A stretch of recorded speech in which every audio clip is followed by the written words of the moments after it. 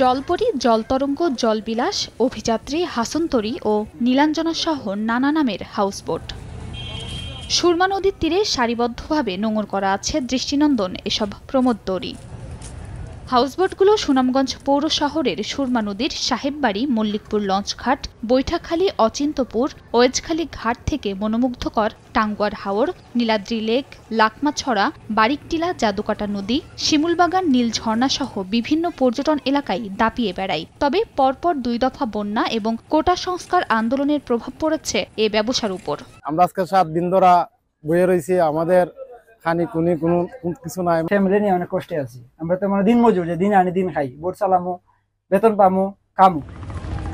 চলমান কারফিউয়ের কারণে নেই পর্যটকের আনাগোনা। ইতোমধ্যে পর্যটকরা তাদের বুকিং বাতিল করেছেন। এতে অলস সময় পার করছেন হাউসবোটে থাকা চালক ও শ্রমিকরা। মালিক ও ব্যবসায়ীরা বলছেন ক্ষতির মুখে পড়েছেন তারা।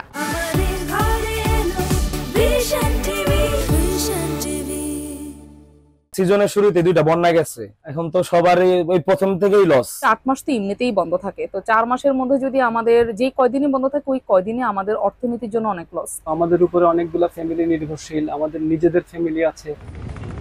শুধু পর্যটন খাতেই প্রায় 50 কোটি টাকার ক্ষতি হয়েছে দাবি চেম্বার অব কমার্সের। প্রায় 50 কোটির মতো আমাদের ক্ষতিগ্রস্ত হয়েছে এখানে।